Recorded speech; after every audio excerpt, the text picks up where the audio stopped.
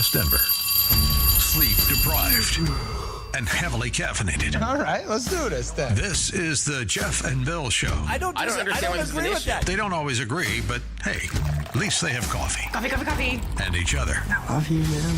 God help us. I want to bless him. We need all the help we can get. Now here's Jeff Hunt and Bill Thorpe. The Jeff and Bill Show on News Talk 710 KNUS. Dude, I'm ready to kick down the door, brother. Let's go hang out with the DEA guys. They're so empowered and they are taking names right now. Don't mess around with Americans anymore, you cartels. Wow, I'm so fired up. David Oleski, Special Agent in Charge, DEA, Rocky Mountain Field Division, joined us last hour. So grateful for the work they're doing. Again, 30 charged in sweeping federal case targeting Trende Aragua members and associates of drug trafficking, murder for hire, and firearm crimes, all right in our backyard. The streets are safer because of them. Thank you to the men and women of the ATF, FBI, Border Patrol, Arapahoe County Police, and DEA. All there yesterday making this happen.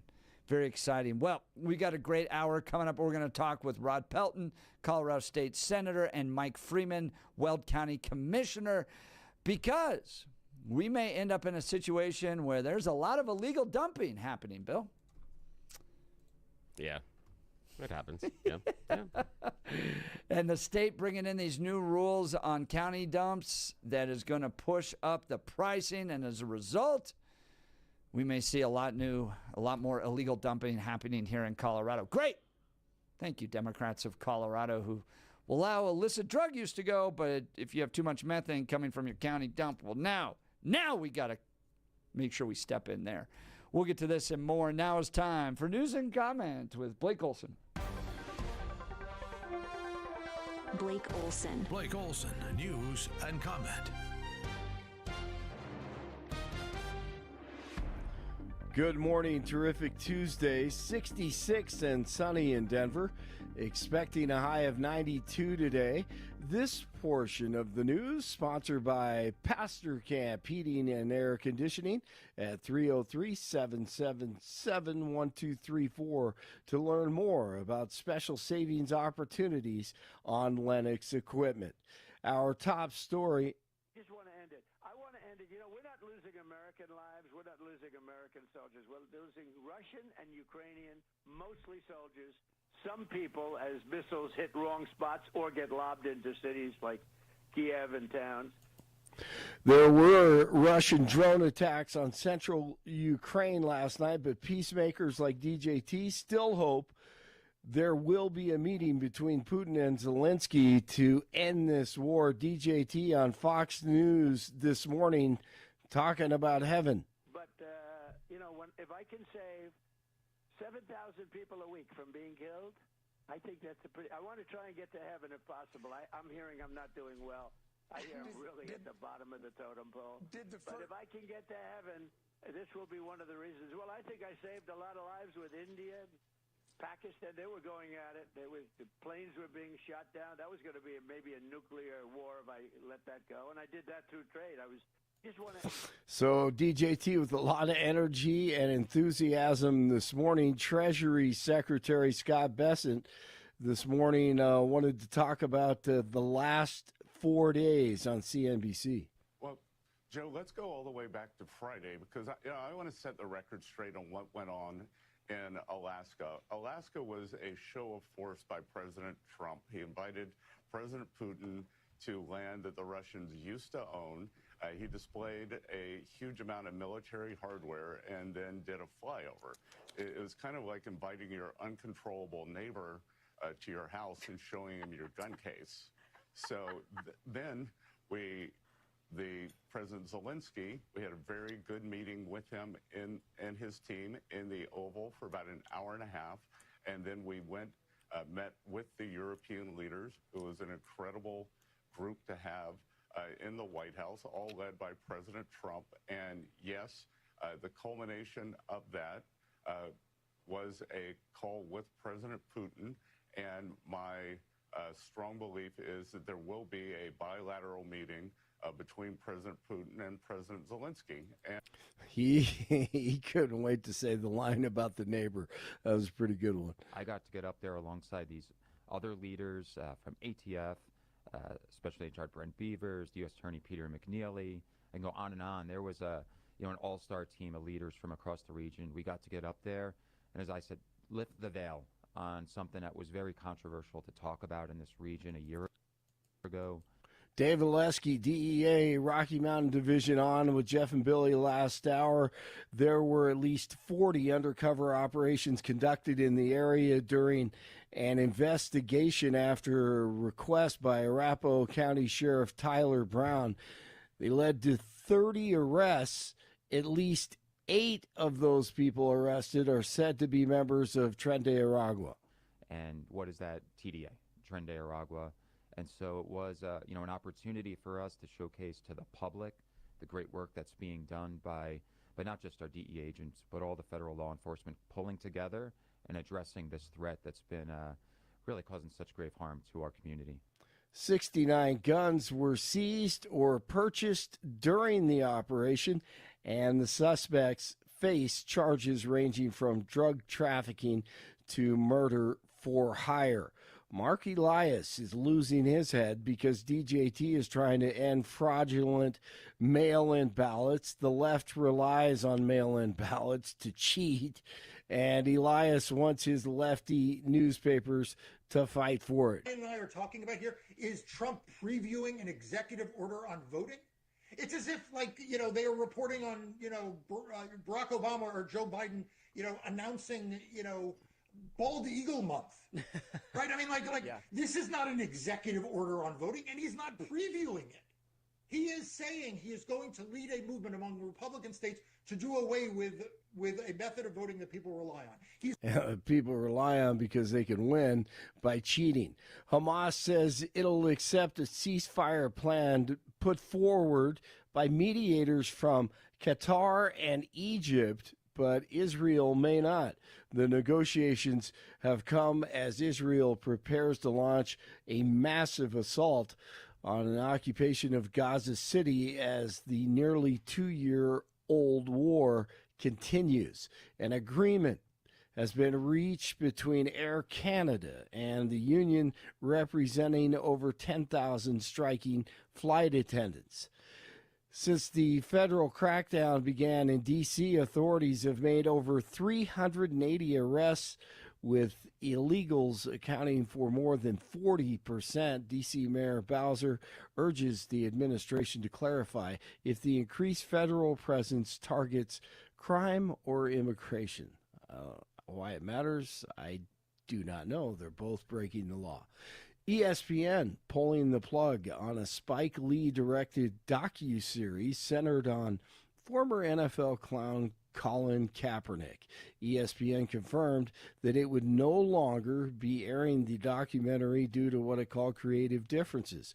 Lee's docuseries was initially announced in 2022 as an in-depth look into Kaepernick's life, activism, and the fallout from him kneeling during the national anthem while playing for the 49ers. This is a big win in the culture war. This would have never happened in 2022. Incredible. Broncos at the Saints Saturday morning at 11. Rockies get by the Dodgers 4-3 the final, and they're back at it tonight at 6:40 in Lodo. 63 in Castle Rock, 64 in Arvada, 66 in Denver. Jeff and Billy continue. Blake Olson, News Talk 710 KNUS. Warm temperatures, partly to mostly sunny skies, and for today and Wednesday, while we can't rule out a couple of isolated late-day thunderstorms, there won't be many. Near 90 today, low to mid-90s Wednesday, hot mid to upper 90s Thursday, nights in the low to mid-60s. Thunderstorm chances go up Friday and into the weekend, and cooler. Weather is a service of L&L Heating and Air Conditioning. For quick, trustworthy, and dependable service, call L&L Heating and Air Conditioning at 720-851-1691. Visit them online at bestdenverhvac.com. You'll be comfortable with L&L. Meteorologist Don Day in the 710 KNUS Weather Center.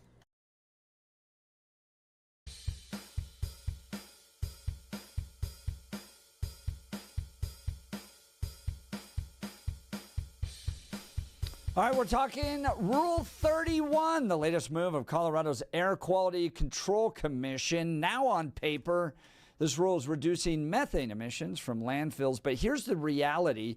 Landfills in Colorado already meet federal standards. Rule 31 goes further, piling on millions in costs with little to no environmental benefit. And the impact? Well, it falls squarely on rural Colorado. Denver's big corporate operators can absorb these costs. But out on the Eastern Plains and in small counties across our state, landfills operate on shoestring budgets. Rule 31 would mean $2 to $10 million in new capital requirements, plus nearly $1 million a year in new operating costs. For landfills that run on a $300,000 a year budget, that's devastating. When tipping fees go up, so does illegal dumping. When local landfills close, trash has to be trucked long distances, driving up costs and, ironically, emissions. And to add insult to injury, government-run landfills cut themselves a deal. They get 3 years of exemption, while small private operators are left holding the bag right away. So who really pays the price? Rural families, farmers, and small communities. We're going to talk first with Senator Rod Pelton about what this means for Colorado at the state level. Then we'll be joined by Weld County Commissioner Mike Freeman in a bit, who will walk us through the local impact, because Weld County could be one of the hardest hit. So let's dive in. We're joined now by Senator Rod Pelton. Good morning, Senator. Thanks for joining the Jeff and Bill Show. Good morning. Good morning. All right. How are you today? On one note, we're happy because Trent Aragua is getting busted by the Trump administration. But, of course, Democrats here in Colorado taking on the big challenges like adding additional methane requirements. Talk to us about this. Oh, man. Where do we start? I mean, so I was county commissioner before I went to the legislature. Cheyenne County's landfill runs on a budget of $50,000 to $100,000 a year. And you mentioned already, they're already meeting the federal EPA requirements. Whenever, and the answer from CDPHE and the governor is just raise your tipping fee. When that happens, a lot of trash ends up in our road ditches. So then we're paying county employees to go pick it up. Then they're taking it to the landfill for nothing. And also, there's a lot more burning goes on. And, burn barrels are illegal in this state. Even though we are in a air quality attainment zone out here, they just keep piling on. And I don't know where the end is. You know, these counties run on shoestring budgets. There's just no way this can ever work in reality. That's Senator Rod Pelton. We're talking about Rule 31, which is going to be enforced on all these counties. Now, Senator, did the state allocate money to help counties adjust their landfills to meet these new methane requirements? Well, no, Jeff, they didn't. You know, it's another unfunded mandate. And these counties are going to have to start pushing back. There is statute out there that if the state pushes down unfunded mandates without, the funding, pushes down mandates without the funding, they don't have to comply. And they're going to just have to start pushing back and let the state inherit all these landfills. Then let's see what happens, because the state has no money to take care of this, and they expect us to out here. I think there's a whole lot bigger picture at the end of this thing. I don't think they want us living out here in rural Colorado. That's Senator Rod Pelton. Now, Colorado already meets these federal methane standards, so why is the state pushing this California-style rule on top of what's already required? I mean, you were down there, you listened to the debate. Who's the special interest that put this together? Because obviously this didn't come from rural lawmakers like yourself. So somebody was behind this. Who was it? I really don't know who was behind it. There are a few Democrat senators that just really keep pushing the envelope. I ran a bill last year to try to alleviate some the new energy requirements in these small rural communities, and they said, no, you just got to keep getting more and more, energy efficient, even though the cost, you can't afford it. So there's a few senators up there and representatives that they think we've got to, say, California, hold my beer, here we go. It's exactly what it sounds like. I mean, is there any real benefit here? Environmental I benefit? I don't think so. If air pollution does not respect state boundaries. We have a lot, and the studies bear it out. We have studies that show we have pollution in the state coming from China, coming from California, coming from other sources that is not born here. And a lot of these rural landfills are in air quality attainment zones already. So even with the outside influences on our air quality, we still have good air out here. So these onerous methane regulations they want to put onto us are just going to end up throwing more money at a bureaucracy, breaking these little local counties. Even though we get a 3-year reprieve, that does not mean we won't have to do it down the road. So we need some common sense injected back into government, Jeff, and that would fix a lot. That's a tall order when they keep electing Democrats, Senator. But let's talk about the power of the regulatory state over businesses in Colorado, California. Might as well say California, but Colorado. We covered a story that came from Rocky Mountain Voice about how it's like out in the public now.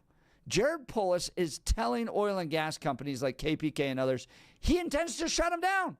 And he's going to use the regulatory state to do so, which means he sends out these inspectors that basically like pick through everything. Oh, this is a violation. This is a violation. This is a violation. Everything's a violation. Your coffee's is the wrong temperature. It's a violation.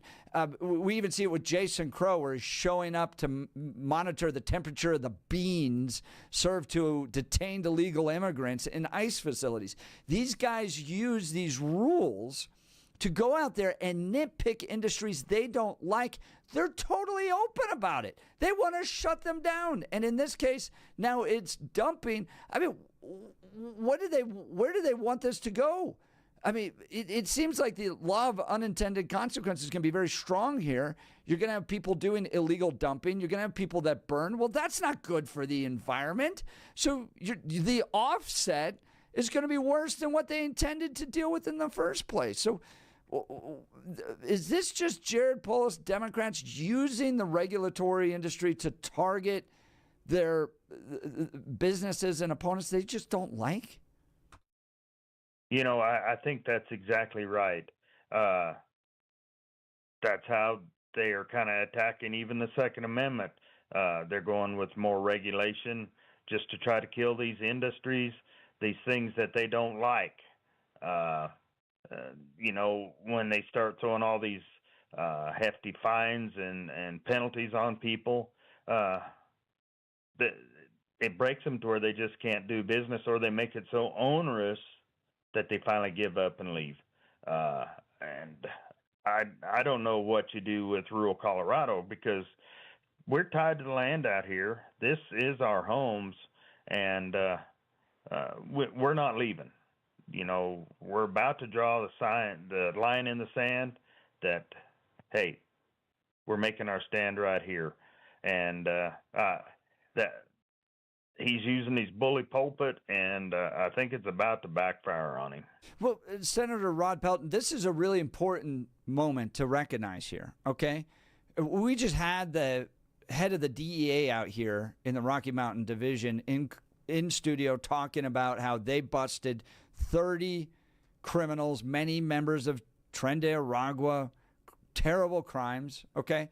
They had to go out there and do that. Meanwhile, the governor's telling people like Danielle Jurinsky, oh, it's a figment of her imagination, right? Jason Crow, he's going to go to these Aurora ICE facilities and and measure everything there. Never met with any of the people that were harmed by Tren de Aragua. These guys turned a blind eye constantly to actual threats in our community. Yet, what do they want to use the power of the state to do?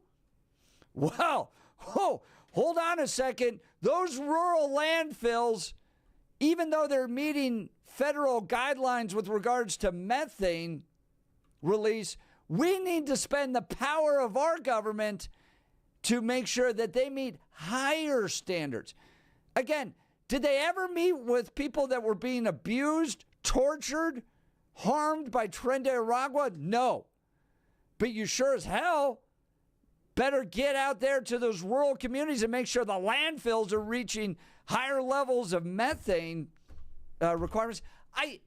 It blows my mind, Senator Rod Pelton, how Democrats constantly get the big threats wrong and focus on stupid little things that they're going to force the entire power of the government upon these little rural landfill managers in hopes that they can meet a higher standard for methane. I don't get it, but you work down there at the state capitol with these people all the time.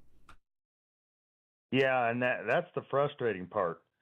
When it comes to certain topics like oil and gas, Second Amendment, you cannot talk to them. They won't hear you. I had one person tell me one time they have such a hatred for oil and gas or for pollution or for guns that all common sense is gone. They just hate it so much. And this is proof of it. The proof shows we are already compliant with the EPA. Their arrogance, and this is another thing we're seeing, their arrogance thinks they know better than the federal bureaucracy, the EPA, which standards are very strict, but yet their arrogance shows, no, we've got to go over and above that. They're going to break these little counties unless these counties stand up to the state government. And, you mentioned you're going to talk to Weld County, their home rule county. I'm really thinking every county needs to become home rule and tell Denver to go pound sand because they can't. They have limited funds. They cannot do this. It's just untenable, unworkable. That's Senator Rod Pelton. He does a fantastic job representing his District 35, which is big portions of eastern, central, southeastern Colorado. He's got a lot of... How many counties are in your district, by the way? I have 13 counties and 25% of the state's land area. Yeah, I think you have every right to speak into this issue, representing 13 counties and 25% of the entire state of Colorado when it comes to land. Well, Senator, we appreciate the good fight you're doing. We're going to look forward to talking with County Commissioner Mike Freeman about how the counties are going to fight back on this. But folks, I think it's really important for you to all to understand this, all right? It all fits together. We talk about this on our show all the time. You have no money for roads. They never get fixed. You have bike lanes being installed everywhere. You have the homeless living out doing drugs. You have the governor now that wants to force cities all along the I-25 corridor to put in high-density multifamily. He's withholding funds until they do so. Now, well, I won't get to this in a second. And then you also have oil and gas and the effort to shut down these industries. He's saying so directly to their faces. And now you're going to have trash being dumped everywhere. You have no roads. You have apartment complexes everywhere. You have trash everywhere. You're not going to have any oil and gas jobs.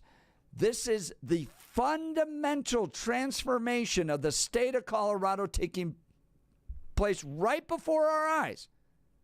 And it's going to take good people like Senator Rod Pelton, county commissioners, and you, the listeners, fighting back to turn this. Senator, I'll give you the final word. Anything you want to say to wrap up?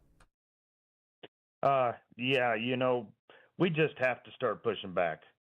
People have to recognize this isn't representative republic right now in this state. And we have got to get our friends and neighbors out to vote to correct this thing, because this one-party rule in this state is ruining this state. And what I think is happening here is this is a special interest bill pushed by someone like the Sierra Club or some other radical environmental group. Saw all Democrats here. I've watched these guys down at the state capitol. They have no idea. Oftentimes, they're not even writing their bills.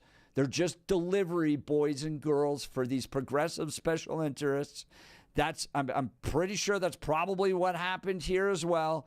And they're going to push these methane requirements upon rural Colorado, and you're going to end up with more illegal dumping, more trash being burnt, more wildfires, and it's all going to backfire.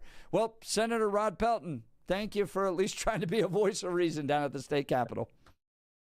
And thanks for having me on, Jeff. And thanks for doing what you do, getting the word out. You bet. Happy to do so. All right, we'll continue. Folks, let's talk Guy Reeves locations all throughout Denver. Love Guy Reeves.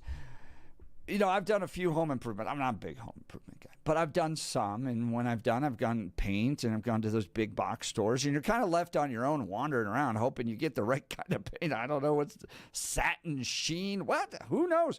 So when my wife and I went into Guy Reeves the other day, it was like a whole new world opened up before us, because I actually had people helping me, designer experts showing us all the different blinds, all the different paint opportunities, even home decor, what this could look great. By the way, check out these new remote control blinds and dozens upon dozens of different options and colors. It was amazing. Then, here's what really was cool. They came out to our house. They brought samples so you could see what the color looks like in the lighting of your house, so there's no surprises there. They got exact measurements. We're having blinds put in. Guy Reeves, so impressive. So get expert advice right in your home. Do yourself a favor. Get started today. Visit Guy Reeves at GUIRYS.com. GUIRYS.com. Go see the great people at Guy Reeves. You'll be sure to thank me, and your home will look fantastic. All right, we'll continue. This is the Jeff and Bill Show. Denver's talk leader, News Talk 710, KNUS.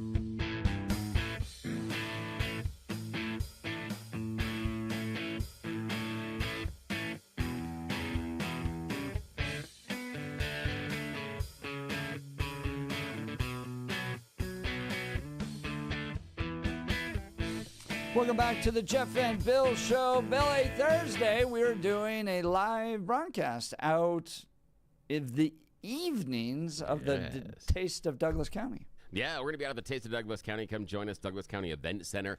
$10 if you buy your tickets in advance. This is hosted by our friend Mike Boyle Restaurant Show, here on the weekends on KNUS. He's put this thing together more than 2 decades. And the cool thing is, you go to tasteofdouglascounty.com. $10 ticket. You show up with us Thursday at the door, it's going to be twice that. So save 50% right now by going to tasteofdouglascounty.com, but you've got another chance to hang out with us next week as well. That's right. We're going to be at IHOP off of Colorado Boulevard, 1595 South Colorado Boulevard. That's next Wednesday. Next Wednesday, the 27th, we'll be out there. That's another live broadcast where the whole show, all 4 hours, from 6 a.m. to 10 a.m. will be broadcast live. You can hang out with us. You can participate, and you choose the news. We bring people on air. We have fun. Bill gets in a fight. It's all pretty standard stuff. People get sued. You know, pretty usual things that we have on the show here. Now, this is the one we're hanging out at Colorado Boulevard. So basically, it's Colorado and I-25. Head north. There's that little shopette that sits just north of I-25, right there on Colorado Boulevard. In that shopette is the IHOP.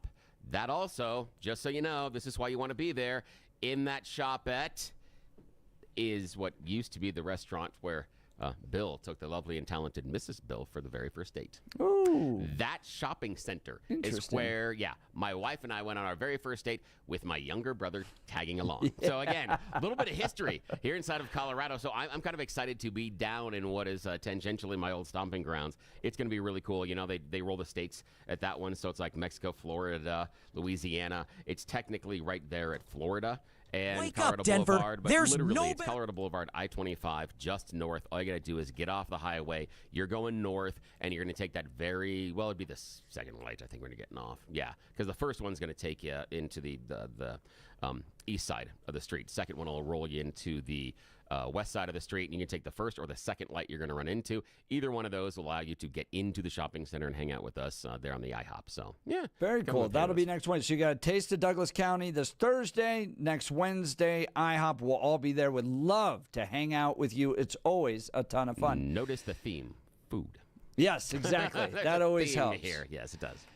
We may have some wine advertisers coming on eventually, too. So we'll hang out there around alcohol. That works. This is going to be cool. Well, we're continuing to talk about Rule 31. This Colorado Democrats. Tren de Aragua, we shrug at methane releases from your city county dump. Well, now we got to get into high gear and address that problem. Well, that's simply because they haven't. I'm pulling my hair out. Well, here's the thing. They're concerned about the methane simply because the Democrats haven't figured out what size cork we should tell the farmers to insert into the cows' rear ends. Because, cow farts are a methane issue. Yeah, right. We just can't figure that out. That's the real yet. problem. That's the thing. Well, if the Democrats could figure that out, that would be the next thing they'd be rolling in the legislature. They're so dumb. All right, joining us now, we heard from Sarah Rod Pelton at the state level. We're now going to talk with Weld County Commissioner Mike Freeman. Commissioner, thank you for taking time to join the Jeff and Bill Show. Yeah, thanks a lot. Absolutely. Yeah, it's an honor to be on with you guys this morning. Well, let's dive into this. You guys are getting a mandate from the state saying that, hey, although your county and dumps meet federal requirements, you now need to meet higher state requirements. I'm sure you love spending the money on this. Is the state giving you money to address this? And just to be clear, I'm a former Weld County Commissioner. I was a commissioner for 12 years. I was actually term limited at the start of this year. So former Weld County Commissioner. And no, I'm sure the state's not going to pay for any of this. Here's where the state's at. They're already trying to figure out, they're going back into a special session on Thursday to try to figure out how they're going to fix their $1 billion deficit that they've got. So I'm pretty sure there's not any money coming from the state. And, the frustrating thing about this is, CDPHE or the Colorado Democrats, whatever, the overregulation that's going on in this state and has been going on in this state for quite a while. I mean, we're trying, I don't know if their goal is to try and surpass California to be the most regulated thing or what, but all it does is continue to increase cost of living. It just makes stuff unsustainable, and they just keep going. It doesn't make there's no common sense to what they're doing. No, that's exactly right. This seems to be special interest driven because I asked Senator Rod Pelton who was pushing this, and he's like, we don't really know. But it doesn't seem to be that big of a crisis, and this seems to be kind of motivated by that religious devotion that the left has towards this idea of climate change. Therefore, we need to do everything we can because we got to shut down oil and gas. We got to go after methane cow farts. But we'll never stop flying on private jets, right? Exactly. Well, and the thing about it is, here's why there's no common sense in this thing. So, less than 2% of methane emissions come from waste to begin with, and landfills account for just under 60% of that less than 2%. And then you look at these small rural landfills that are such a small fraction of that, it's just economically unfeasible. A lot of these small county landfills are operating on a budget of around $300,000 a year, and then you do this, and it forces them to spend somewhere between $2 and $10 million a year to install gas collection systems, and then another $1 million a year in ongoing operating costs. It's unsustainable, and the unintended consequences of this are going to be kind of what you saw in Delta County. They raised their landfill prices by about 18%, and the illegal dumping doubled in a year. That's what you're going to see. The other thing you're going to see is I think you're going to see some of these smaller county landfills just walk away from it. And then you got CDPHE's going to have to go in and do the cleanup. And on top of that, you also add, now you've got transportation costs with much more emissions to transport the waste to wherever the landfills that are still currently open are. All of it, none of it makes any sense. And who's going to pay for that, right? Is the county going to be stuck having to pay to clean up this illegal dumping that's going to take place? Well, that's a good question. I live out here northwest of Alt, and the North Weld landfill is about 2 miles from me. There's a lot of illegal dumping that goes on out here, but they're very good. Their management over the years has been very good. They go out and pick up all the illegal dumping. And so that probably adds to the additional tipping fees that they have to charge for the amount of manpower that they're using to pick up the illegal dumping, which just goes back onto the guys that are actually doing it the right way. That's former Weld County Commissioner Mike Freeman joining us on this new Rule 31 that's going to become a real problem for counties. Former Commissioner, are you hearing from county leadership? And we've heard from Mesa County leadership, for instance, with regards to these unfunded mandates, these rules that some Denver Democrat now forces upon everybody else in the state, doesn't give them any money to deal with. And so the county's stuck trying to figure this out on top of things that their voters never wanted in the first place. It's a little bit like wolves. Like, we don't want them, but someone from the Front Range said, you get them, you deal with them, you pay for them. Is that, you guys seeing this across the board? Yeah, absolutely. 12 years that I was a county commissioner, we spent so much time trying to deal with just stupid regulation coming out of Denver, whether it was CDPHE or other organizations or other local services that come out of Denver, other agencies and whatever. And that's exactly what it is. It is just an absolute attack on rural Colorado. It's been that way for quite a while. It's why you continue to see the urban-rural divide. It's probably why in 2013 you saw about a dozen counties out here in eastern Colorado trying to form their own state. This is what this unsubstantiated overregulation does in rural Colorado. That's former Weld County Commissioner Mike Freeman. Mike, some ideas have come up from county commissioners and others to just ignore these. If the state doesn't fund them, then just say no. Is that a possibility? I think it is, because they don't have the ability to go enforce any of this stuff. There's a number of things over time that we just said, we're just not going to comply. COVID was a perfect example. I was chair that year, and we didn't follow any of the governor's mandates. We didn't have a mask mandate in any of our buildings. We didn't follow any of it. And, they threatened, Governor Polis threatened me 2 or 3 times that year. And it's like, well, you know what?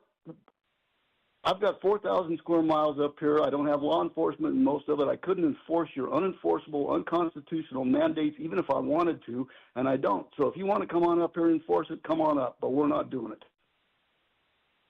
I love it. Now, I love that idea. The funny thing is off air. That is make my day. It's exactly what Jeff and I were talking about, Commissioner Freeman, is that I just turned to Jeff after we talked to Rod Pelton, Colorado State Senator, about this issue, and I said, this is fairly easy. The local counties just need to say no.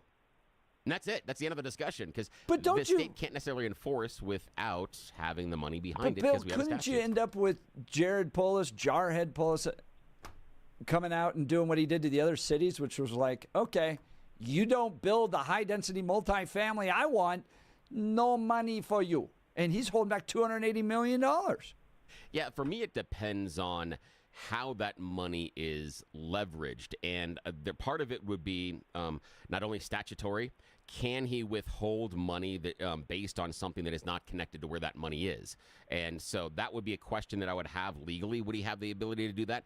But the other one is, I believe that gives the opportunity for local counties and especially Republicans to make a large noise and point this out to voters and say, hang on, because we can't afford to, follow these new rules. The state didn't give us the money. We don't have the money in our budget without raising taxes on our voters. The state wants to take money for kids, or the state wants to take money from your roads being improved, or the state wants to take money from there. When they're taking money from something that is not related to the issue that they're focused on, I think you've got a winner, and especially when you're rolling into the midterms. I mean, Jared Polis, in all honesty, I think he's a little bit, the PR front is a little bit weak because his big, beautiful birthday bridge went down in flames. It was so bad that he had to come out and publicly say, I will stop this. I will stop my own idea. That's courage. That's the courage we're looking for in a politician. Yeah, that's it. So he's already in a weakened state. For me, this is a PR win if he tries to do that. You come out and say, wait a minute, you're going to take money from X based on this? Come on. How should this group of people or these individuals and voters be penalized because you're telling us to do Y? That's where I would go with it. I think you got a big stake there. Well, you do, and that was the thing that became very apparent during COVID. When we weren't enforcing any of the stuff that he wanted, is his threat to take money away, and it's like, oh, what money? You're not giving us any money to begin with, so there's no threat there. There's no threat from coming out of Denver as far as Weld County was concerned about losing money from the state of Colorado. There just isn't any, and he knew that.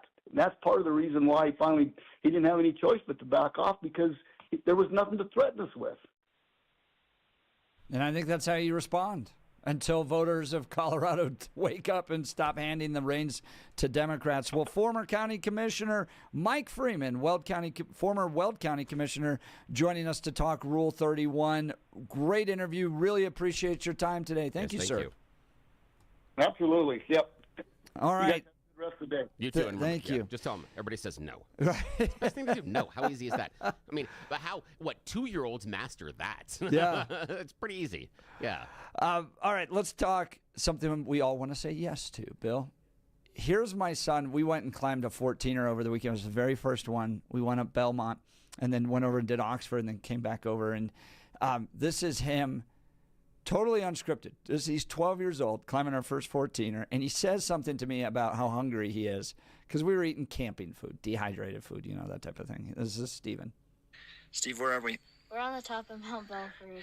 And you were just telling me you wanted to eat some food. Where was it? The black-eyed pea. It's so good right now. The black-eyed pea would be so good right now, he says. I love the black-eyed pea, locally owned and operated by Steve and Michelle. My whole family loves it. My parents enjoy it, my wife and I, and then the kids. It's one of those rare restaurants that all 3 generations love. 8 locations. There's sure to be one near you.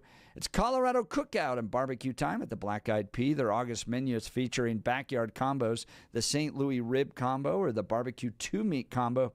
They have barbecue pulled pork, barbecue chicken breast, and barbecue smoked sausage. absolutely delicious. The other day, took a friend there, and I had the grilled barbecue Polish sausage topped with grilled onions, and it was fantastic. Or you can try their tender, slow-cooked barbecue pulled pork sandwich topped with cold slaw, both served on a toasted brioche bun. They also do catering, dinner time, rehearsal dinner, wedding receptions, or company events. Make it a success with Black Eyed Pea Catering. And, of course, Black Eyed Pea gift cards are always great for your special someone, birthday favors, or holiday presents. Just say thank you to someone. They have you covered. Check out their great gift cards, catering, and delicious food. I love everything about this restaurant. It's locally sourced. It's Maha. I know you'll love it too. So support Colorado vendors who are delivering quality food to the Black Eyed Pea near you. All right, we'll continue. You're listening to The Jeff and Bill Show. This is Denver's Talk Leader, News Talk 710 KNUS. Wake up, Denver. There's no better place to start your morning than IHOP, where the pancakes are fluffy, the coffee is hot, and the smiles are endless. Wednesday, August 27th, join Jeff and Bill as they broadcast their show live from IHOP at 1595 South Colorado Boulevard in Denver. You're officially invited to be part of the excitement. Come grab your favorite breakfast and watch the Jeff and Bill Show in action from 6 to 10 a.m. Don't forget to try the special Jeff and Bill breakfast. Pancakes, any style eggs, and crispy bacon, all for just $7.10. It's a deal as good as their hot takes. All they need is you. Bring your appetite, bring your friends, and kick off your day with great food and great conversation. See you Wednesday, August 27th at IHOP.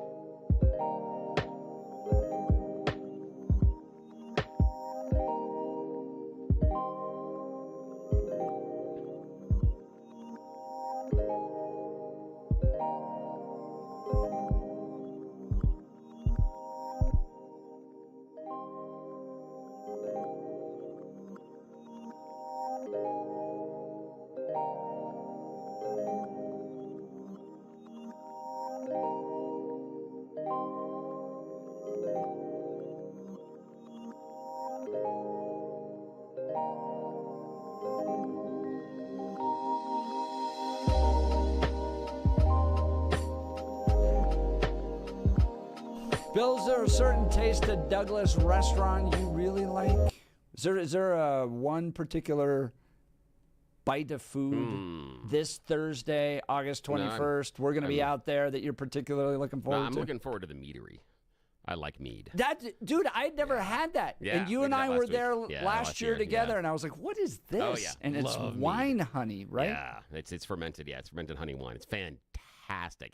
It's one of those things that Bill was called weird for in college for drinking it, and people going, man, that. I'm like, mead. I'm like, that's okay. It's everyone, poked fun at me, etc. And now look at y'all. Now look at y'all. Yeah, I'm the looking forward to giant that. mead industry. Yeah. No, but the fact that it's become trendy. There are meaderies out there. It's not huge, but yeah, it's enough to Really? have Is in it? a room. I don't know any other time I have mead other than there are a couple out at there. this Renaissance Fair, other places like that. Taste of Douglas But you can find them County.com. in most liquor stores as well. You can It go. seems through. like something It's in that there. Friar Tuck would drink. Yes, exactly.